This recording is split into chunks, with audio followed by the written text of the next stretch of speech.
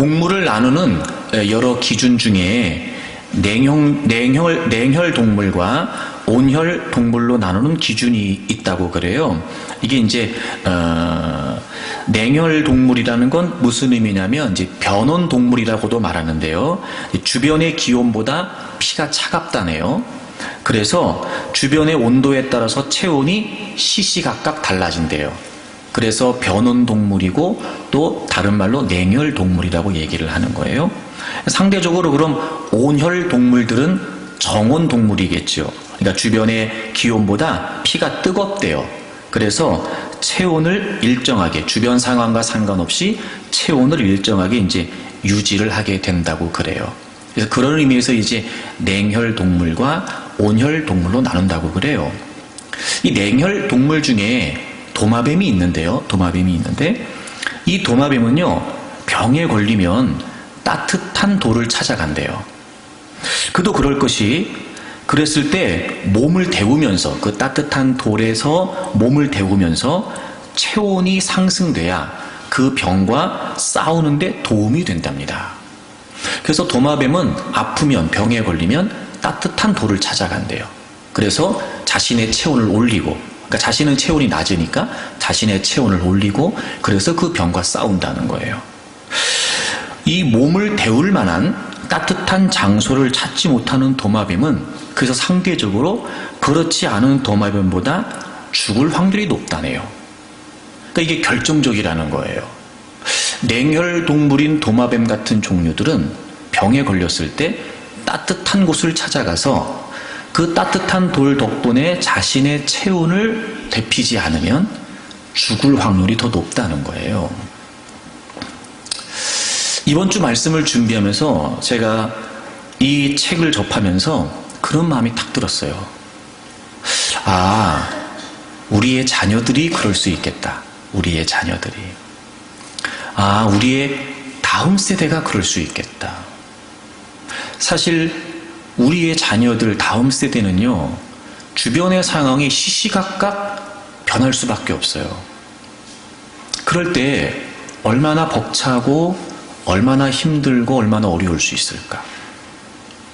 그럴 때 우리 기성세대가 앞선 세대가 부모 세대가 따뜻한 돌이 되어서 그들이 불안해하고 힘들어하는 상황에 그 모든 것들을 잘 적응하고 이겨낼 수 있도록 그들의 체온을 상승시켜주는 역할을 할 수 있다면 상대적으로 우리의 자녀와 다음 세대는 세상을 살아가기 훨씬 수월하겠다.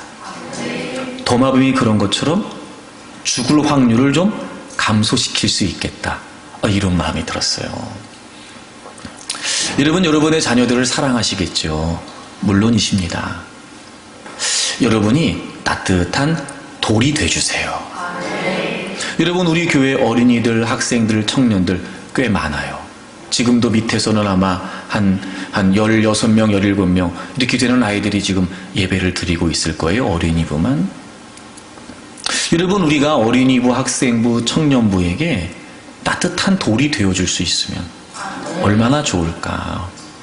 그러면 이들이 헤쳐나가야 될 세상에서 훨씬 더 힘있게 그리고 실패의 확률을 줄여가면서 그렇게 용감하게 헤쳐나갈 수 있지 않을까.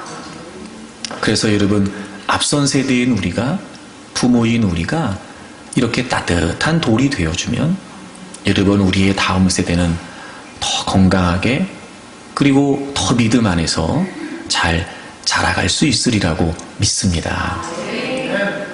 하나님께서 아브라함을 부르십니다. 당시 아브라함의 나이는 75세였습니다. 그를 향하신 하나님의 비전과 더불어 자식을 주시겠다고 약속하세요. 그런데 기다려도 하나님이 주시겠다고 하는 아들을 낳지를 못합니다. 점점 나이를 먹어가면서 왜 불안하지 않았겠어요? 기다리다 아브라함의 아내였던 사라가 뜻밖의 제안을 합니다. 자신의 종이었던 하갈과 동침할 것을 제안하게 돼요. 아브라함이 그 제안을 수용하고 하갈과 동침을 하게 되고 아들을 낳지요. 바로 이스마엘이었습니다. 그때 아브라함의 나이는 86세였습니다. 어쩌면 그들은 기다리던 아들을 얻었다고 해서 기뻐했을지 모릅니다. 하지만 한 가정에 비극적인 역사가 시작되고 있다는 건 몰랐었을 겁니다. 그 후로 14년이 흐릅니다. 하나님께서는 약속하신 대로 아브라함에게 아들을 주세요. 100세에 낳을 수 없는 중에 하나님의 기적으로 아들을 낳게 됩니다. 그 아들이 이삭이죠. 그리고 이삭이 젖을 때는 잔치를 벌이게 됩니다. 보통 이때는 젖을 때는 이유기에 잔치를 벌였다고 그래요. 2세에서 3세 정도 연령이라고 하네요. 그러니까 이삭의 나이도 2살 내지는 3살 정도라고 짐작을 할 수 있고 젖을 떼면서 잔치를 벌인 거예요. 근데 그날 사라가 못 볼 걸 본 겁니다. 보지 않았으면 좋았을 뻔했던 걸 보게 된 거예요. 바로 하갈의 자식이었던 이스마엘이 자기의 아들이었던 이삭을 희롱하는 장면을 보게 됩니다. 여러분, 그 이유는 우리가 짐작이 충분하지 않습니까? 이를테면 이런 거죠. 사라는 눈이 뒤집어진 겁니다. 참을 수가 없는 겁니다. 그래서 아브라함에게 바가지를 긁어요. 충분히 여러분 우리가 예상이 되잖아요. 아브라함이 86세 때 이스마엘을 낳았으니까 이삭이 태어났을 때는 이미 이스마엘은 14세. 젖을 때는 시기니까 못해도 이스마엘은 16세, 17세. 그러니 여러분 데리고 놀기 좋은 거예요. 아브라함이 고민을 해요. 사라는 무조건 다 내쫓으라는 겁니다. 좋은 말이 오갔을 리는 없어요. 저 놈, 니은 내쫓아라 이렇게 하지 않았겠어요, 여러분?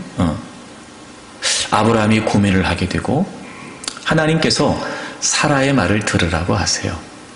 그래서 아브라함은 떡과 물 한 가죽 부대를 주고 하갈과 이스마엘을 집에서 쫓아냅니다. 하루아침에 하갈과 이스마엘은 쫓겨나게 되고 어디도 갈 수 없는 처량한 신세가 돼버렸어요. 오늘 우리가 함께 읽은 성경의 14절 맨 마지막에 보시면 그들이 부엘세바 광야에서 방황했다 이렇게 돼 있어요. 방황했다. 여러분이 방황했다는 말이 무슨 말이냐면 정처 없이 떠돈다는 거예요. 그러니까 목적지가 없는 거예요. 이렇게 쫓겨난 상황에 어디를 갈 수 있겠냔 말이에요. 누구를 찾아갈 수 있으며 갈 곳도 없었던 거예요.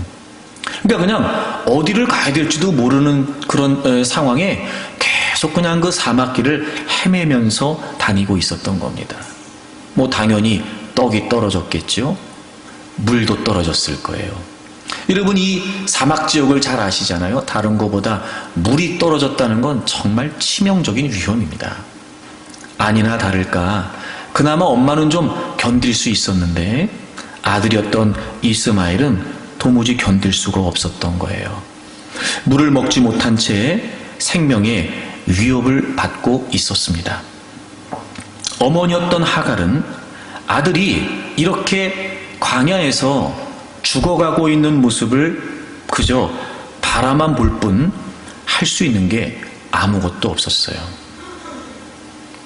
그랬던 하갈이 그냥 이대로 죽게 내버려 둘 수 없다 싶어 그나마라도 좀 생명을 유지할 수 있도록 가시덤불, 여러분 관목덤불이라고 되어 있는데 이 지역 같은 경우 무슨 우리나라 같은 이런 개념에 햇빛을 충분히 가릴 수 있는 그런 큰 나무가 있었겠어요?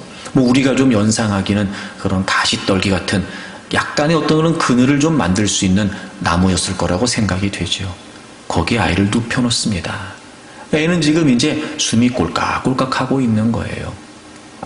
그리고 화살 한바탕 거리, 그러니까 화살 한번 딱 쏘았을 때 날아갈 만한 거리, 보통 한 200m에서 300m 정도라 그래요. 그러니까 이제 아이를 계속해서 주목하면서 보긴 했어야 되니까. 그리고 좀 떨어져서 그가 소리내어 울었다 이렇게 돼 있어요. 여러분 상황은 뻔하잖아요. 여기에서 울었다는 말은 우리가 성경에서 종종 접하는 표현이죠. 하나님께 기도하는 거예요. 소리내어 울었다라고 하는 이 말은 통곡을 했다는 겁니다. 어머니였으나 아들이 죽어가고 있는 상황에서 아무것도 할 수 없는 이 속수무책인 상태에서 자식이 죽어가고 있는 비참한 모습을 참아 볼 수 없어 막 하나님께 통곡하면서 부르짖기 시작합니다. 이야, 그런데 여러분, 인간은 인간을 버릴 수 있지만 하나님은 인간을 버리지 않으세요. 인간은 인간을 떠날 수 있어요. 하지만 하나님은 인간을 떠나지 않으세요. 이런 중에 애절하게 하나님을 향해 울부짖었던 하갈의 기도를 하나님이 들으십니다. 그리고 하갈도 이스마엘도 하나님께서 살려주세요. 이런 처지에 애절하게 간절하게 부르짖었던 하갈의 부르짖음을 하나님께서 외면하지 않으시고 마치 기다리고 있었다는 듯이 하갈의 기도에 응답해 주십니다. 그런데 여러분, 오늘 우리가 여기에서 한 가지 아주 독특한 표현을 좀 주목해야 될 것 같아요. 제가 지금 서두에 설명을 드린 것처럼 이 모든 상황의 중심은 지금 하갈입니다. 아이가 죽어가는 것을 보지 못했고 그 아이를 눕혀놓고 그리고 소리내어서 울었어요. 즉 기도하고 있었어요. 이런 분명히 지금 하갈이 하나님께 통곡하면서 기도하고 있는 거예요. 그런데 여러분 17절의 표현이 좀 독특해요. 여러분 17절을 보세요. 하나님이 그 어린 아이의 소리를 들으셨으므로, 그리고 마지막에도 하나님이 저기 있는 아이의 소리를 들으셨나니 이렇게 되어 있어요. 여러분 이상한 거 못 느끼시겠어요? 지금 이스마엘은 거의 실신지경이에요. 숨조차 깔딱깔딱 할 만큼 자기 어머니가 봤을 때 얘 지금 죽어가네, 아유 이거 어떡하지, 이런 상황이란 말이에요. 그리고 분명히 성경은 하갈이 소리내어 울었다 이렇게 기록하고 있어요. 그래서 지금 기도를 한 건 누구예요? 하갈이에요. 근데 하나님은 어떻게 응답을 하세요? 내가 저 아이의 소리를 들었다는 거예요. 그것도 두 번이나 반복해서 성경이 기록하고 있잖아요. 하나님께서 저 아이의 소리를 들으셨다. 하나님이 저 아이의 소리를 들으셨다. 희한해요. 분명히 기도한 건 하갈이에요. 울부짖은 건 하갈인데요. 하나님이 그 하갈의 기도에 응답하시면서 내가 저 아이의 소리를 들었다. 내가 저 아이의 소리를 들었다. 이렇게 지금 말씀하시는 거예요. 이런 분명히 이건 지금 상황에 맞지 않아요. 우리가 이해하고 있는 것과 달라요. 그래서 제가 독특한 표현이라고 말씀을 드린 거예요. 그러면 이렇게 독특한 표현을 사용한 성경의 의도는 과연 뭘까? 분명히 울부짖어 기도한 건 하갈인데 하나님은 왜 이스마엘의 소리를 들으셨다고 두 번이나 연거푸 말씀하실 만큼 이게 중요하다고 우리에게 알려주기라도 하듯이 왜 이런 표현을 쓰신 걸까? 저 나름대로 두 가지가 연상이 됐어요. 첫째는 이런 거예요. 지금 이스마엘은요, 우리가 알고 있는 것처럼 죽을 지경이에요. 실신지경이라고요. 그래서 어쩔 수 없이 지금 하갈이 그 상황에 아이가 죽어가고 있는 걸 볼 수 없어 안타까운 마음으로 그 아이를 위해서 부르짖었어요. 근데 하나님이 그 아이의 소리를 들으셨다는 거예요. 하하, 여러분, 우리의 자녀들은, 우리의 다음 세대들은 기도조차 할 수 없을 만큼 어려운 처지에 있을 수 있어요. 근데 놀라운 건 그들을 위해 부모들이, 앞선 세대가 기도하면 하나님은 그 부모들의 기도를 그 자녀들의 기도로 들으시겠다는 거예요. 앞선 세대의 기도를 하나님은 다음 세대의 기도로 들으시겠다는 거예요.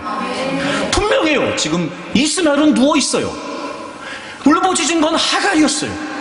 근데 하나님은요, 내가 저 아이의 소리를 들으셨다는 거예요. 아, 그러니 여러분, 우리의 자녀들은, 우리의 다음 세대들은 사는 것 자체가 벅찰 수 있고, 때로는 그들이 어찌할 줄 몰라 발을 동동 구르면서, 때로는 여러분 세상의 거친 세파에 대항할 힘조차 잃어버린 채 죽은 듯이 어쩔 수 없이라도 떠내려가고 있는 그런 상황에 여러분, 그들이 무슨 기도가 가능할까? 그럴 때 부모들이라도, 앞선 세대라도 다음 세대를 가슴에 품고 하나님께 엎드려 기도하게 되면 하나님은 마치 저들이 기도한 것처럼 저들의 상황을 살피시고 저들을 주목하시고 부모들의 기도를 통해 자녀들을 살피시고 앞선 세대의 기도를 통해 다음 세대를 하나님께서 돌보시겠다는 거 아니겠어요? 놀랍죠, 여러분. 그러면 여러분, 이 장면에서 기도의 책임은 자녀들에게 있어요? 부모에게 있어요? 부모에게 있어요. 여러분, 기도의 책임은 다음 세대에게 있어요? 앞선 세대는 우리에게 있어요? 앞선 세대에게 있습니다. 적어도 이런 거죠. 그들은 기도를 잘 모를 수 있고 그들은 기도의 은혜를 경험하지 못했을 수 있고 그들은 기도조차 하기 어려운 상황에 놓일 수 있으나 그럼에도 불구하고 앞선 세대가 뜨겁게 부르짖어 기도하게 되면 하나님은 결코 우리의 기도를 외면치 않으시고 그 자녀들의 기도를 들어주시겠다는 거예요. 또 하나 여러분, 이런 상황도 연상되지 않을까요? 지금 이스마엘은 그 뜨거운 태양볕에서 물도 없이 정신이 오락가락하고 있는 거예요. 뭐 가다가 쓰러졌을 수도 있을 거예요. 어머니 하갈이 그래도 조금이라도 태양 햇빛을 피할 수 있는 그늘을 찾아서 그 나무 밑에 뉘어놓고 조금 떨어진 곳에 가서 하갈이 기도하기 시작해요. 뭐 여러분, 우리가 충분히 짐작이 가능하겠죠. 조곤조곤 기도했겠습니까, 이 상황에? 그리고 솔직히 말해 이 상황에 무슨 자세한 기도가 필요하겠어요? 나 같으면 그랬을 것 같아요. 그냥 우는 겁니다. 그냥 막 꺽꺽 하면서 여러분 그냥 막 살려달라고 뭐 무슨 말이 필요하겠어요? 이 상황에서 막 여러분 할 수 있는 거 소리를 질러가면서 막 통곡을 하면서 울었겠지요. 이런 상황을 좀 우리가 연상해 볼 수 있을 것 같아요. 그런 막 울부짖는 어머니의 기도 소리가 정신이 오락가락하는 이스마엘 귀에 들리기 시작하지 않았을까? 햇빛을 가려줬잖아요, 이제. 어느 정도 좀 정신이 돌아왔을 수도 있겠다. 혹은 그런 중에도 실신지경에 이르는 상태에서도 어머니의 그 울부짖는 기도 소리가 조금이라도 들리지 않았을까? 그런 중에 이스마엘이 저렇게 우리 엄마가 울부짖고 있구나. 난 이렇게 지금 죽어가고 있어. 아무것도 할 수 없는 상황에. 그래도 엄마는 저렇게 부르짖고 있구나. 라고 하는 어머니의 기도 소리가 들리기 시작하면서 모르긴 몰라도요, 이스마엘도 크게 소리내지 못했을지 모르지만 정말 신음을 토하듯 그도 하나님을 찾게 되지 않았을까.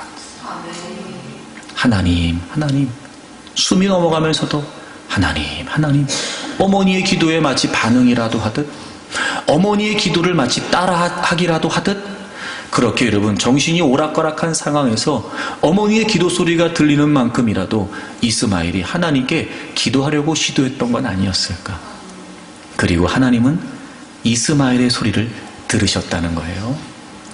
이야, 여러분, 부모들의 기도가 앞선 세대의 기도가요, 자녀들의 기도를 가능하게 합니다. 그들은 기도조차 할 수 없는 상황에서 뭘 해야 될지 모르고 그렇게 불안해하고 초조하고 있는 상황에서 부모들이 앞선 세대가 막 이런 포기하지 않고 매달리게 되면 여러분 그 마음과 그 중심이 고스란히 우리 다음 세대에게 전달되는 거예요. 그래 맞다. 하나님이 계셨지. 그래 맞아. 하나님을 찾으면 돼. 그리고 여러분 그들이 기도하기가 쉬워서가 아니라 정말 벅차고 힘겨운 상황이지만 엄마가 부르짖는 앞선 세대가 부르짖는 그 하나님을 본인들도 찾게 될 수도 있어요. 그럼 그 기도를 하나님이 들으시겠다는 거예요. 그러니 여러분 자녀들이 먼저 기도해야 되겠어요? 부모가 먼저 기도해야 되겠어요? 여러분 다음 세대가 먼저 기도해야 되겠어요? 앞선 세대가 먼저 기도해야 되겠어요? 우리가 먼저 해야 돼요. 우리가. 그러면 여러분 그 기도의 은혜가, 그 기도의 소리가, 그 기도의 영성이 정말 힘겹고 어려운 처지에 살 수 있을까 싶은 절망 가운데 널브러져 있는 그 자녀들을 살리고 그들도 하나님을 찾게 만들게 된다는 겁니다. 여러분 무엇보다 우리가 먼저 해야 될 게 뭔지 아세요? 앞선 세대가 먼저 기도해야 됩니다. 부모들이 먼저 기도해야 됩니다. 그럼 여러분 이것만 봐도 우리가 알 수 있죠. 자녀들의 문제는 자녀들의 문제가 아니라 부모의 문제고 교회 공동체 안에 다음 세대의 문제는 다음 세대의 문제가 아니라 우리 기성세대의 문제라는 걸 말입니다. 자녀들이 잘 되기를 원하고 우리의 다음 세대가 잘 되기를 원하는 만큼이나 여러분 우리가 기도의 책임을 기도를 솔선수범하지 않는다면 어찌 우리의 자녀와 다음 세대들이 반듯하게 건강하게 자라갈 수 있겠습니까? 그러니 여러분 정말 여러분의 자녀들을 사랑한다면 그리고 내 자녀만이 아니라 우리가 함께 교회 공동체를 이루고 있는 우리 교회 공동체 안에 어린이들, 학생들, 청년들 이 소중한 생명들을 정말 우리가 사랑한다면 여러분 우리 앞선 세대가 먼저 기도해야 됩니다. 그리고 하나님은 그 기도를 결코 외면하지 않으십니다. 반드시 그 기도 가운데 역사하시죠. 그래서 여러분 우리도 살리실 뿐만 아니라 자녀들도 살리세요. 그러니까 앞선 세대와 다음 세대가 모든 세대가 다 같이 살아날 수 있는 비결이 어디에 있어요? 앞선 세대가 먼저 기도하는 거예요. 그러면 여러분 먼저 기도한다는 게 과연 무슨 의미일까요? 먼저 기도한다는 게 하나님이 하갈의 기도를 외면치 않으시고 응답하세요. 먼저 기도했던 하갈, 이스마엘은 기도조차 쉽지 않았을 상황, 그런 상황에 하갈이 먼저 기도했을 때 하나님이 그들에게 응답을 하세요. 그리고 이렇게 하나님이 하갈에게 말씀하세요. 18절을 보세요. 18절. 그렇게 아이의 소리를 들으셨다고 말하면서 하나님이 하갈에게 뭐라고 말씀하시냐면 일어나라 이렇게 말씀하세요. 일어나라. 자, 지금 하나님이 하갈에게 말씀하시는 거예요. 그러니까 지금 여기 앞에서 일어나라 이 말은 지금 누구 보러 일어나라는 거죠? 하갈에게 일어나라고 하시는 거예요. 이유가 있다면 이런 거예요. 너 일어나. 그리고 그 다음 보세요. 아이를 일으켜 내 손으로 붙들라 이렇게 말씀하세요. 여러분 지금 누워있는 건 이스마엘이에요. 여러분 지금 죽을 위기에 생명의 위협을 받고 있는 건 이스마엘이에요. 그러면서 하나님께 기도했던 하갈에게 하나님 말씀하세요. 야 너가 일어나. 너 일어나. 너 일어나서 너가 이스마엘 일으켜. 너가 일어나서 이스마엘을 네 손으로 붙들어. 이렇게 하나님이 말씀하신 거예요. 아하 여러분 앞선 세대가 부모 세대가 먼저 기도해야 된다. 이게 무슨 말이에요? 먼저 일어나야 돼요. 먼저 일어나야 돼요. 여러분 이거 중요합니다. 다시 말해 우리가 일어나지 않으면 아이들도 일어나지 못해요. 우리가 일어나야 그들을 일으킬 수 있어요. 앞선 세대가 무너져 있으면 부모가 무너져 있으면 아이들도 일으켜 세울 수 없어요. 그러므로 부모 세대인 우리가 우리의 신앙은 바른지 우리의 믿음은 어떤지 지금 나는 어떤 모습인지 지금 나의 영성은 어떤 상태인지 지금 나는 얼마나 하나님과 가까운지 끊임없이 우리의 모습을 살펴 여러분 우리가 먼저 일어나서 우리의 아이들을 일으키고 붙들어줘야 돼요. 여러분 아이들이 주저앉아 있는 모습이 안타깝다고 생각하지 말고 안타깝다고 생각만 하지 말고 그 아이를 내가 일으켜 세울 수 있을 만큼 내가 먼저 일어나야 되겠다 이런 마음을 품으세요. 아이들을 위해 하나님께 엎드려 기도하면서 우리의 다음 세대 여러분 우리 교회 공동체의 미래인 우리의 다음 세대들을 바라본 안타까운 마음만 갖지 말고 하나님 제가 먼저 일어서도록 도와주십시오. 하나님 제가 어떤 상황에도 어떤 도전에도 어떤 공격에도 결코 후퇴하거나 주저앉지 않도록 하나님 제가 비틀거리지 않도록 하나님 저를 좀 붙들어 주십시오. 하나님 제가 먼저 일어나겠습니다. 왜냐하면 저도 일어나야 되지만 우리 아이들을 우리 다음 세대를 제가 일으켜 세워야 되거든요. 하나님 그러니까 제가 먼저 일어나고 싶습니다. 하나님 저 좀 일으켜 주세요. 기도해야 된단 말이에요 여러분. 그러면 여러분 하나님이 우리를 일어나게 하실 겁니다. 하나님이 우리를 먼저 일으켜 세워주실 거예요. 그리고 우리가 일어나서 우리의 다음 세대를 일으키는 거예요. 말 그대로 여기서 일으키라는 건 들어 올린다는 거예요. 들어 올린다는 거예요. 이런 뭐든지 마찬가지예요. 들어 올리는 건 쉽지 않습니다. 그렇죠? 여러분 내가 힘이 그만큼 있어야 들어 올릴 수 있단 말이에요. 어떤 물건을 들을 때 그렇잖아요, 여러분. 그래서 내가 들을 수 있으면 들지만 들을 수 없으면 어떻게 해요? 나보다 더 힘센 사람한테 도움을 요청한단 말이에요. 여러분, 쌀 한 가마, 요즘 20kg 같은 거, 쌀 20kg 여러분 그런 거 아무나 들 수 없단 말이에요. 그러니까 어떻게 해요? 나보다 더 힘센 사람한테 부탁해서 들어 올려주는 거예요. 그것처럼 적어도 여러분, 우리가 우리의 자녀들을, 우리의 다음 세대를 정말 그들의 때로는 쓰러져 넘어져 비틀거리고 있을 때 그들을 능히 우리가 일으킬 수 있을 만큼, 들어 올릴 수 있을 만큼 여러분, 우리가 믿음이 강해야 되는 거예요. 그러니 우리의 책임은 그렇습니다. 그저 여러분, 하나님 자녀들 잘 되게 해주세요, 하나님 우리 자녀 복 받게 해주세요, 기도만 한다고 되는 게 아니고요. 그렇게만 되지 않아요. 우리에게 주신 책임이 있어요. 우리가 먼저 일어나야 됩니다. 그래서 우리의 자녀들을 들어 올려줘야 돼요. 그리고 여러분, 이 붙들라는 말이 중요해요. 붙들라. 이 붙들라는 말이 무슨 말이냐면 강하게 하라는 거예요. 강하게. 그러니까 용기를 잃지 말고 용기를 잃지 않도록 적극적으로 도와주라는 거예요. 여러분, 이거 역시 우리가 먼저 힘이 더 필요하다는 거 아시겠죠? 그들을 강하게 하려면 우리가 더 강해야 되잖아요. 여러분, 그들에게 용기를 주려면 우리가 늘 약해지면 안 되잖아요. 그들을 적극적으로 보호하고 도와주고 지원하려면 우리가 그만한 역량이 있어야 되지 않겠어요? 그러니 여러분, 앞선 세대가, 부모 세대가 먼저 그들을 위해 기도하면서 우리가 먼저 일어나야 되겠다라고 하는 이 의식은요, 얼마나 중요한지 몰라요. 얼마나 중요한지 몰라요. 부정적인 예일 수 있으나, 그럼 여러분 이렇게 말해볼까요? 그럼 부모들이 다 힘을 잃고 주저앉아 있으면 아이들이 일어날 희망이 있어요, 없어요? 없어요. 여러분, 교회 공동체 안에서 앞선 세대가, 기성 세대가 다 여러분 신앙이 그렇게 무너져 있으면 다음 세대가 신앙이 바르게 자랄 수 있어요, 없어요? 없어요. 그러니 여러분, 우리는 적어도 이 부분에 대한 부담감을 가져야 됩니다. 책임감을 가져야 되고요. 그 모든 것들을 넘어선 사명감을 가져야 됩니다. 사명감을. 그러니 이런 거예요. 우린 쓰러져도 넘어지면 안 돼요. 왜냐하면 우리가 넘어지면 애들을 누가 일으키냐 말이에요, 여러분. 어렵지요, 벅차지요, 때로는 다 그만두고 싶고요, 손 놓으면 그만이다 까짓거, 내 맘대로 내 뜻대로 내가 원하는 살자, 그럴 수 있지 얼마든지. 하지만 안 돼요, 여러분. 그러면 여러분, 우리의 자녀들은, 우리의 다음 세대는 어디로 가냐 말이에요. 누가 붙들어주고 누가 일으켜줘요?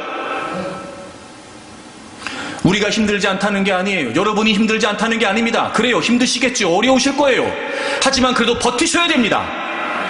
그리고 버티는 걸 넘어서서 내가 우리의 다음 세대가, 내가 우리의 자녀들을 책임져야 되고 그들을 들어 올려야 되고 내가 그들을 붙들어줘야 되니까 하나님, 제가요 버텨야 됩니다. 제가 일어나야 됩니다. 하나님, 저 붙들어주세요. 네.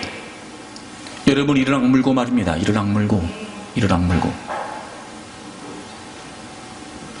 그래서 여러분, 만약에 우리의 마지막 순간에, 우리가 세상을 떠나는 마지막 순간에 우리의 자녀들이 혹은 우리의 다음 세대가 지켜보는 앞에서 나는 지금까지 주님이 내게 맡겨준 일을 다 했고 너희들이 이렇게 멋지게 장성해서 각자 하나님의 거룩한 일을 위해 살고 있으니 나는 이제 눈을 감아도 여한이 없다.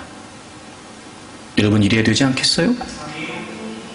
근데 여러분, 눈을 감는 것도 어려워. 내 믿음도 변변치 못했지만 자식들을 보니까 눈 감기가 어려워. 여러분, 이것처럼 비극적인 일이 어디 있겠어요? 그러니 여러분, 그들이 왜 그런지 너네는 왜 그러냐 이렇게 얘기할 거 없고 우리가 먼저 일어나면 돼요. 그리고 또 하나 여러분, 이유가 뭐냐면요, 그러고 나서 그 말씀을 듣고 하갈이 19절 보세요. 하나님이 하갈의 눈을 밝히셨으므로 샘물을 보고 가서 가죽 부대에 물을 채워다가 그 아이에게 마시게 했어요. 여러분, 결정적으로 이스마엘이 다시 생기를 얻고 원기를 얻게 된 이유가 뭐였냐면 물을 마시게 된 건데 하갈이 샘물을 찾은 거예요. 여기에서 하나님이 하갈의 눈을 밝히셨다. 여러분, 이 표현을 우리가 좀 주목할 필요가 있는데 이건 어떤 초자연적인 역사가 일어났다거나 혹은 영적인 안목이 밝아졌다 이 말이 아니에요.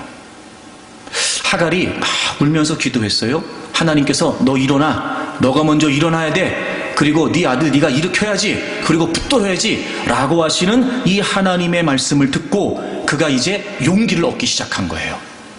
그리고 없었던 샘물을 찾았던 것이 아니라 있었으나 지금까지 발견하지 못했던 샘물을 더 세심하게 더 주의를 기울여 살펴서 비로소 찾아냈다는 거예요. 여러분, 이 샘물이라고 하는 단어가 말 그대로 땅속에서 솟아나는 물을 말해요. 근데 여러분, 이 지역은 물이 적은 지역이잖아요. 그래서 어떻게 했냐면 제일 먼저 샘물을 발견한 사람이 자기만 그 샘물을 이용하기 위해서 다른 사람들을 찾지 못하도록 샘물을 숨겨놓는데요.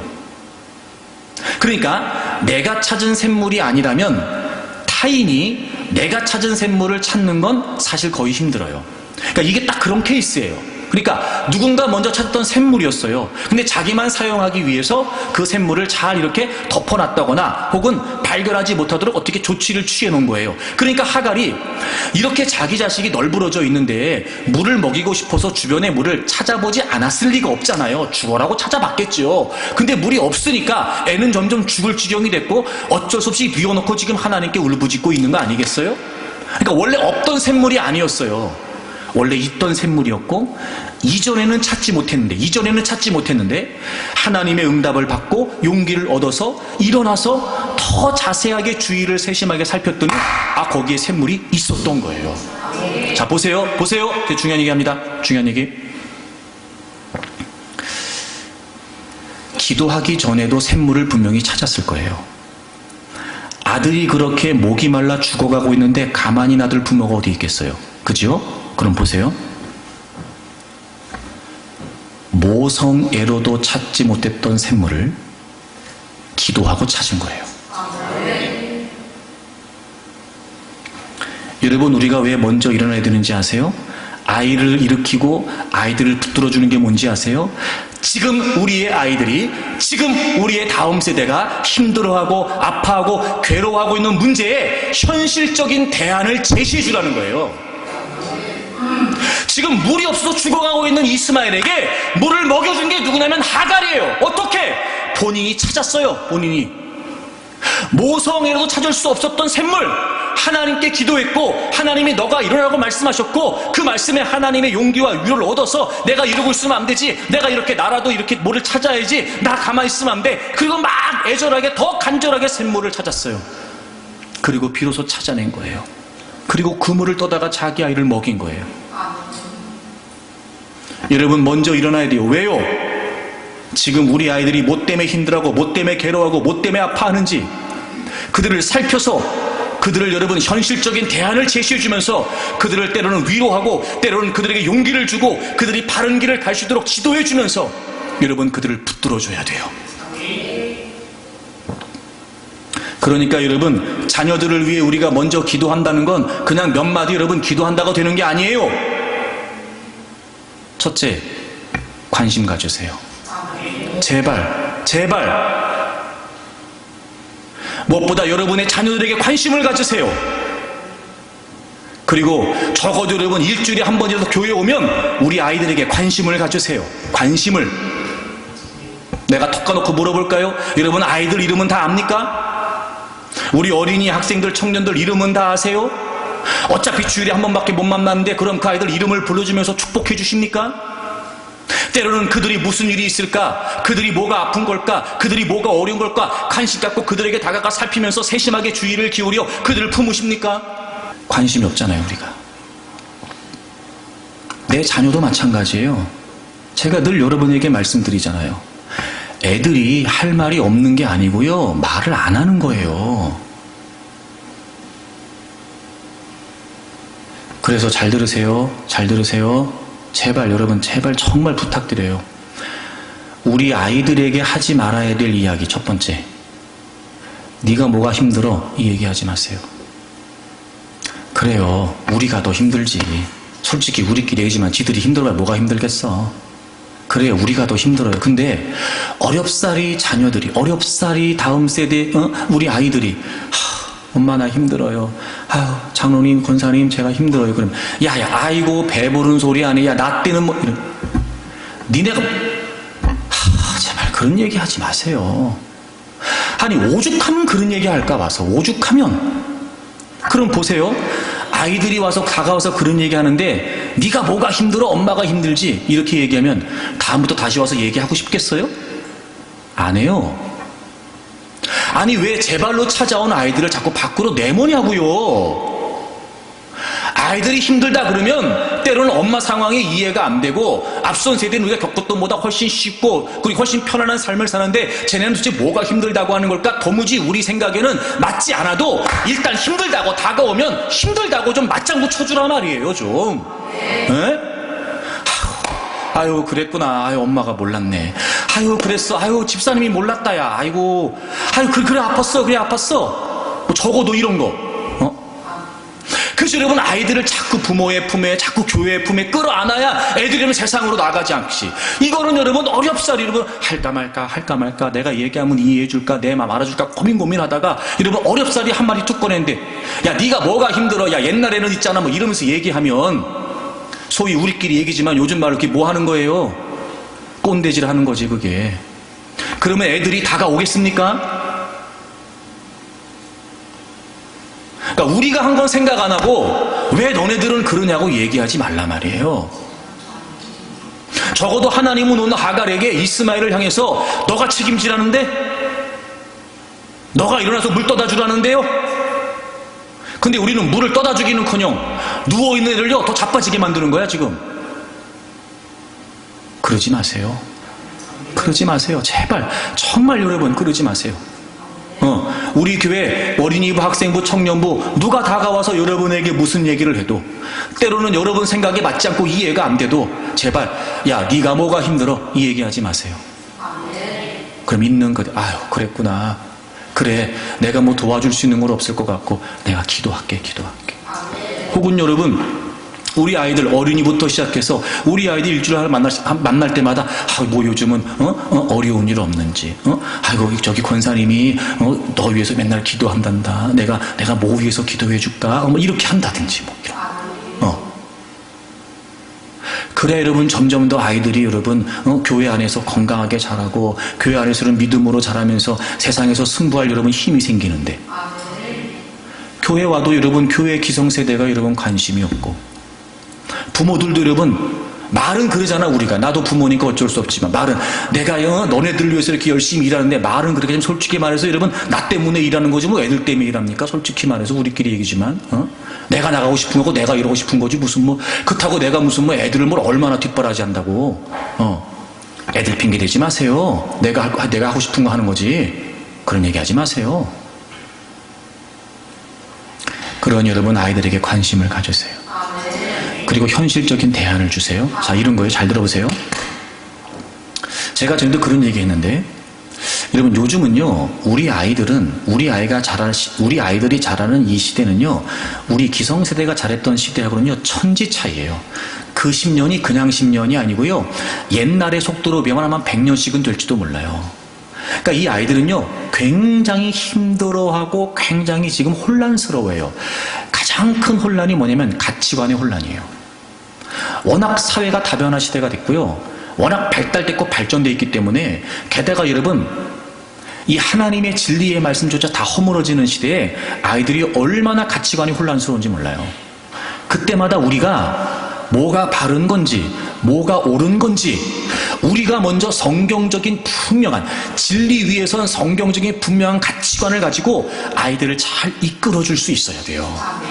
현실적인 대안. 네, 콕 집어서 얘기해 볼까요? 엄마, 동성애가 뭐예요? 엄마, 동성애가 왜 나빠요? 좀 큰 애들은 왜 동성애가 나쁘지요? 그럼 그건 왜 성경에서 뭐라고 그래요? 라고 말하면 누군가 여러분의 자녀들이 우리 교회 누군가 다음 세대가 여러분을 묻는다면 여러분 성경적으로 이건 이런 거야 저건 저런 거야 또박또박 그들을 이해시킬 수 있을 만큼 준비가 되어 있습니까? 우리가 지금? 아예 그건 나쁜 거야 나쁜 거래 아예 그 얘기 하지도 마 꺼내지도 마 교회에서 우리가 할 수 있는 얘기가 그밖에 더 있어요? 이게 문제잖아요. 그런 얘들은 본인들이 혼란스러운 답을 어디 가서 찾겠어요? 핸드폰 열고 두들기는 거야. 아니면 자기들끼리 얘기하고 검증되지도 않은 바르지도 않은 정보를 가지고 자기들끼리 나름대로 혼란스러운 가치관을 정리해 간다니까요. 여러분 아찔하지 않으세요? 여러분의 자녀들이 그런다는 거에 관해서? 아찔하지 않아요? 그러고 난 다음에 아무리 부모가 얘기하고 아무리 부모가 질책한들 무슨 소용이 있어요? 이게 얼마나 무서워요? 점점 더 그럴걸요, 여러분 아마? 그럼 우리가 뭐 하고 있냐고요, 지금? 현실적인 대안을 뭘 하고 있냐고요? 물을 먹여주기는커녕 여러분 더 갈증나게 만드는 거 아니에요? 물을 먹겠다고 다가온 아이들에게조차 물을 줄 수 없다면, 그래서 앞선 세대인 우리가 먼저 일어나고 현실적인 대안을 제시하려면요, 우리가 성경적인 가치관이 분명해야 돼요. 시편 111편을 찾으세요. 시편 111편 7절 10절 우리 다 같이 읽겠습니다. 여호와를 경외함이 지혜의 근본이라 그의 계명을 지키는 자는 다 훌륭한 지각을 가진 자이니 여호와를 찬양함이 영원히 계속되리로다. 아멘. 자 보세요. 여호와를 경외하는 게 지혜의 근본이래요. 지혜의 근본. 왜 그러냐면 그의 계명을 지키는 자는 다 훌륭한 지각을 가진 자래요. 여러분 여기에서 이 훌륭한 지각이라고 하는 말이 무슨 말이냐면 언더스탠딩이에요. 통찰, 이해, 이런 말이에요, 이게. 그러니까 성경이 우리에게 제시하고 있는 게 뭐냐면 이런 거예요. 정말 이 세상을 통찰력 있게 분별하면서, 그리고 세상을 판단하면서 이해하면서 지혜롭게 살아갈 수 있는 방법이 뭐냐? 말씀을 지키는 거라는 거예요. 그러면 하나님을 찬양하는 게 영원히 계속된대요. 기가 막히죠, 여러분. 아무리 어려움을 만나고 아무리 혼란스러운 세상을 살고 있고 아무리 원수마귀의 세상의 유혹과 도전이 거제다 할지라도 여러분 하나님을 찬양하는 삶이 계속 지속된대요. 여러분 이것처럼 복된 일이 어디 있어요? 어떻게 하면 된다고요? 말씀대로 살면 된대요. 그게 곧 훌륭한 지각이 된대요. 근데 우리가 이 의식이 없잖아. 우리가 기성세대도 말씀대로 안 살잖아요. 내가 애들한테 말씀대로 살라고 얘기하기가 부끄러워. 왜? 애들이 알고도 내가 그렇게 안 사는 걸. 제가 늘 여러분에게 그런 얘기하죠. 내가 주의를 빠지는데 어떻게 아이들에게 주의를 지키라고 말하냐 말이에요. 내가 기도를 안 하는데 어떻게 아이들에게 기도해야 된다고 얘기할 수 있냔 말입니다. 그러니까 나도 못하는 거예요. 나도 애들한테. 왜? 나도 그렇게 안 사니까. 그런데 보세요. 진짜 훌륭한 지각, 언더스탠딩, 진짜 통찰력과 진짜 이해력이 어디에 있다고요? 말씀 지키는 거예요. 그러면 우리의 자녀들, 우리의 다음 세대 때문에라도 우리가 더 말씀에 정통하기 위해 힘쓰고 더 말씀을 읽고 더 말씀을 배우고 더 말씀을 통해서 이 시대를 어떻게 분별해야 되나 하나님의 시각을 갖추려고 하고 말씀을 통해 하나님의 지혜를 얻어 세상을 헤쳐나가는 모습을 몸소 보여주고 경험하면서 아이들에게 알려주고 이래야 되는 거 아니에요, 우리가? 여러분에게 묻고 싶습니다. 도대체 얼마나 많이 여러분 말씀에 관심이 있습니까? 말씀으로 세상을 이해하고 말씀으로 세상을 분별하고 그래서 말씀을 또 배우려고 하십니까? 지금 벌어지고 있는 이 시대에 정말 끔찍한 혐오스러운 말도 안 된다고 여겨지는 있을 수도 없는 이 모든 일들을 과연 앞선 세대인 우리는 말씀으로 분별하고 있냐 말이에요. 근데 어떻게 아이들을 지도합니까? 그냥 애들이 잘 돼요? 그냥 애들이 올바른 생각을 가지고 삽니까? 여러분 잊지 마세요. 여러분에게 말을 안 할 뿐이에요. 드러내지 않을 뿐입니다. 그 아들이 무슨 생각을 하는지, 어떤 가치관을 갖고 있는지 아세요, 여러분?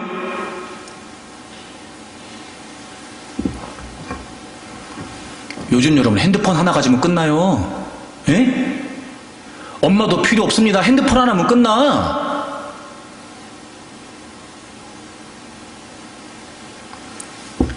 우리가 지금요 너무 긴장하지 않는 거예요. 너무 긴장하지 않는 거예요, 지금.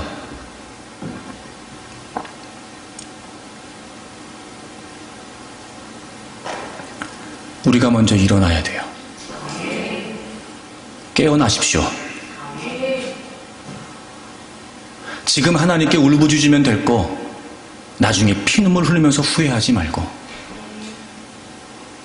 지금 정신 차려야 됩니다. 그리고 아이들이 지금 뭐가 힘들고 뭐가 어려운지 현실적인 대안을 제시해 줄 수 있어야 돼요. 두 번째, 여러분 먼저 기도하면서 뭘 해야 되냐면 그렇게 하갈이 하나님께 엎드려 기도했더니 하나님께서 다시 본문으로 돌아오세요. 18절에 일어나라고 말씀하세요. 일어나 아이를 일으켜 내 손으로 붙들라. 그러면서 하나님이 하갈에게 이렇게 응답하시네요. 그가 큰 민족을 이루게 하리라. 여러분 여기서 그는 그럼 누구예요? 하갈이에요? 이스마엘이에요? 이스마엘이. 보세요. 자, 우리 앞선 세대가, 부모 세대가 먼저 기도해야 돼요. 왜 우리가 먼저 기도해야 되냐면 우리가 먼저 아이들의 비전을 발견해야 되기 때문에 그래요. 먼저 기도해야 돼요. 그 말은 먼저 일어나야 된다는 말이에요. 먼저 기도해야 돼요. 그 말은 먼저 발견해야 돼요. 보세요. 그 아이가 지금 죽어가고 있었어요. 하나님께 엎드려 부르짖죠. 그랬더니 하나님께서 이스마엘을 향하신 하나님의 비전을 이스마엘에게 말씀하신 게 아니고 하갈에게 말씀하셨어요. 야, 너 일어나, 너 일어나. 너 일으켜 세워, 붙들어. 왜 그런지 알아? 내가 이스마엘을 통해서 큰 민족 만들어줄 거야. 그리고 이스마엘을 향하신 비전을 하나님이 하갈에게 먼저 말씀하셨다고요. 그러니 이제부터 하갈은 어떤 마음이 들겠어요? 우리 아들이 큰 민족이 될 거야. 하나님이 이런 비전을 주셨어. 그래, 이 아이를 이렇게 길러야 되겠다. 하나님이 이런 비전 주셨으니까 이렇게 살도록 해야 되겠다. 이런 마음 안 들었을까요? 아이가 위기를 만날 때마다 어떤 생각 가졌을까요? 하나님이 큰 민족 되게 하신다 그랬어. 이거 이겨낼 수 있을 거야.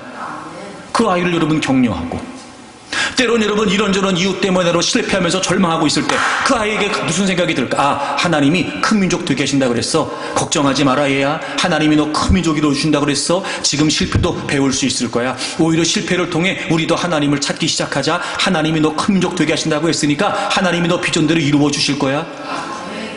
여러분, 이것처럼 확실한 격려가 어디 있어요?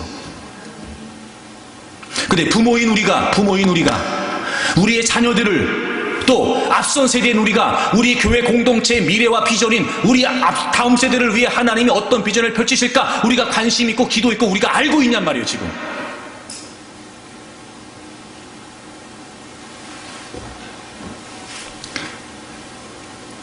여러분, 우리가 정말 자녀들이 잘 되기를 바라는 거 맞아요? 응? 지금까지 여러분의 자녀들을 위해 그들의 비전, 하나님이 허락하신 비전을 위해 기도하면서 그들을 그 비전 따라 인도하셨습니까? 그들을 그 목적대로 여러분 이끌어주시고 지도하셨습니까? 좋은 대학 가고, 좋은 사람 만나서, 좋은 직장 가고, 그게 장땡입니까? 인기 있는 학과 가고, 돈 잘 버는 학과 가고, 취업 잘 되는 학과 가고, 그러면 되는 거예요?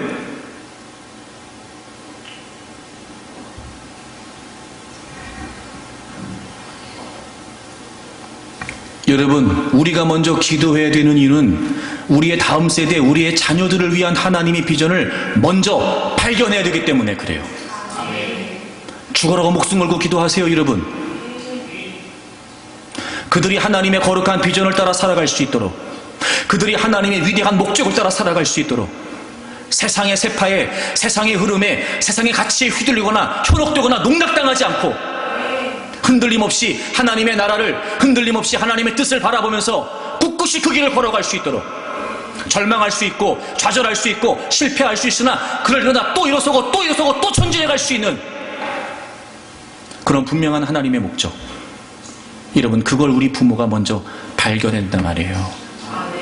그래서 두 번째, 정말 아이들에게 하지 말아야 될 두 번째, 아까 첫째는 뭐라고요? 네가 뭐가 힘들어. 두 번째, 넌 커서 뭐가 될래예요. 넌 커서 뭐가 될래. 아니, 그걸 왜 걔한테는 아무래?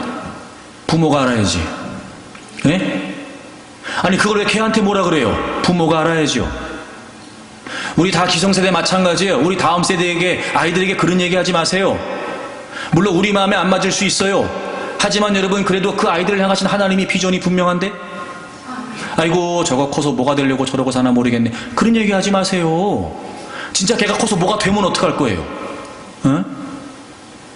안타까운 마음 있으면 오히려 기도하면서 걔도 하나님의 목적을 따라, 하나님의 비전을 따라 멋지게 사용되기를 위해 기도해주고 격려해주고 축복해주고, 그게 우리 몫이죠, 여러분. 그게 그저 여러분 기껏 한다는 말이 넌 커서 뭐가 될래, 넌 커서 뭐가 될래, 그 얘기하지 마세요. 여러분의 자녀들을 향하신, 우리의 다음 세대를 향하신 하나님의 분명한 비전이 뭔지 그걸 우리가 먼저 발견해야 된단 말이에요. 그걸 먼저 우리가 에베소서 1장을 다 찾으세요. 에베소서 1장 신약성경 310페이지입니다. 에베소서 1장 11절. 모든 일을 그의 뜻의 결정대로 일하시는 이의 계획을 따라 우리가 예정을 입어 그 안에서 기업이 되었으니, 이렇게 되어 있어요. 여러분, 모든 일을 그의 뜻의 결정대로 일하시는 분, 누구세요? 하나님이시죠. 그분은요, 모든 일을 자신의 뜻의 결정대로 행하시는 분이세요. 그분의 계획을 따라 우리가 예정을 입었대요. 그분의 계획을 따라 우리가 예정을 입었고, 그분의 계획 안에서 우리가 하나님의 기업이 됐대요. 여러분, 그런 걸 보면 우리가 하나님에 대해 생각하기 전부터 하나님은 우리에 관해서 생각하고 계시는 거예요. 여러분, 우리가 우리의 자녀들을 생각하기 전부터 하나님은 우리의 자녀들을 생각하시는 거예요. 그러니까 우리의 자녀들을 향하신 인생의 섭리와 계획이 누구에게 있다는 거예요? 하나님께 있어요. 우리를 향하신 하나님의 목적은 우리의 생각보다 앞서, 즉 우리가 우리를 생각하는 것보다 앞서서 오늘까지 진행되어 온 거예요. 때로는 겪으면서도 모를 수 있어요, 우리가. 하지만 하나님은요, 이유가 있어서 겪게 하시는 거예요. 그러니까 여러분의 자녀들을 향하신 분명한 하나님의 목적이 분명히 있다는 거예요. 그러니까 우리의 삶에 있는 이 분명한 하나님의 목적, 이건 우리가 존재하기 전부터 하나님 안에서 계획되어 있었던 거예요. 그러니까 당연히 여러분의 자녀들을 향하신, 우리 다음 세대를 향하신, 우리 교회 공동체 다음 세대를 향하신 분명한 하나님의 목적은 있고, 하나님은 그것대로 이끌어 가시고, 우리가 생각하는 것보다, 그들이 생각하는 것보다, 우리가 계획하고 그들이 계획하는 것보다 이미 하나님은 그들을 향하신 하나님의 분명한 비전을 갖고 계시다는 거예요. 자, 그럼 보세요. 진짜 인생의 의미가 뭘까요? 진짜 인생의 의미, 살았다 이 의미가 뭘까요? 하나님의 비전이에요. 이렇게까지 계획된, 이렇게까지 선행되어 있는, 이렇게까지 준비하셔서 우리의 모든 인생을 다 알고 계신 하나님께서 계획하고 섭리하신 그 분명한 하나님의 비전. 나는 열심히 살았다 이 얘기하기 전에 나는 무엇으로 살았는지를 살펴야 돼요. 어떤 분이 그런 얘기 했더라고요. 동물은 먹이가 있으면 산대요. 근데 인간은 의미가 있어야 산대요. 그 의미가 뭘까? 돈? 명예? 신분? 천만에요, 여러분. 어차피 우리 다 주님 앞에 서야 되는데요? 다 우리 주님의 심판대 앞에 서야 되는데, 진짜 인생의 의미가 뭘까요? 그러니 우리도 후회되는 인생 살면 안 되지만 우리의 자녀들은 더더욱. 그렇죠? 여러분, 자녀 한 사람 한 사람을 향하신 하나님의 비전이 과연 어디에 있을까? 우리 교회 공동체를 앞으로 이끌어갈 어린이부, 학생부, 청년부, 이 다음 세대를 향하신 우리 교회를 통한 하나님의 비전은 과연 무엇일까? 여러분, 이거를 우리가 먼저 발견하고 그렇게 이끌어주고 그렇게 후원해주고 그렇게 용기를 주고 그렇게 지도해주기 위해서 우리가 먼저 발견해야 돼요. 그것 때문에 먼저 기도된단 말이에요. 하나님은 결코 앞선 세대의 부모들의 기도를 외면하지 않으세요. 어떤 상황과 처지에 있다 할지라도, 그런 중에라도, 그런 지경에서라도 여러분 하나님께 부르짖기 시작하면 하나님은 반드시 그 기도를 들으세요. 여러분, 여러분의 자녀들을 위해, 우리의 다음 세대를 위해 우리가 먼저 기도해야 됩니다. 먼저 일어서기 위함이에요. 그래서 우리가 현실적인 대안을 제시해줘야 돼요. 아이들이 세파에 휩쓸리지 않도록, 아이들이 세상의 가치에 농락당하지 않도록 우리가 먼저 일어나서 찾아서 발견해서 말씀 속에서 아이들을 이끌어줘야 돼요. 여러분, 우리가 먼저 발견해야 됩니다. 저들을 향하신 하나님의 비전이 어디에 있는가? 저들을 향하신 하나님의 목적이 어디에 있는가? 그저 무조건 잘 되라 이게 아니고, 그러려면 여러분, 우리도 우리 인생을 향하신 하나님의 목적을 소중히 여기고 그렇게 살아가는 모습을 보여주면서 너희들도 이렇게 살자. 너희들은 정말 하나님의 사람들이라. 얘들아, 하나님의 자녀들이다. 너희들을 향하신 하나님의 비전이 분명히 있다. 실망하지 말아라. 낙심하지 말아라. 포기하지 않아도 된다. 하나님이 이루어 주실 것이다. 그러면서 그 분명한 하나님 목적을 따라 아이들이 살아갈 수 있도록 이끌어지고 지도해주고 도와줘야 된단 말이에요. 그래서 먼저 기도해야 돼요. 여러분, 이제 우리가 먼저 기도하시자고요. 우리가 먼저 일어나고 우리가 먼저 발견하자고요. 그래서 여러분 가정에 여러분의 자녀들이 그 하나님의 거룩한 목적을 따라 멋지게 이 땅에서 하나님의 영광을 이루어내는 자녀들이 되기를 바랍니다. 여러분 우리의 다음 세대가 그래서 하나님 앞에 거룩한 세대가 되고 정말 세상이 아닌 주님을 위해서 주님의 나라를 위해서 진정한 부흥의 가치를 추구하는 거룩한 세대로 여러분 우리의 다음 세대가 분연히 일어나기를 바랍니다. 아마 여러분 이 일을 위해 우리가 기도하고 헌신한다는 건 아깝지 않을 겁니다. 충분한 이유가 되죠 여러분. 그래서 여러분 우리가 마지막 주님 앞에 섰을 때 주님 우리의 다음 세대 우리가 이렇게 위해서 기도했습니다. 하나님 우리의 자녀들 우리가 이렇게 열심히 기도하면서 잘 양육했습니다.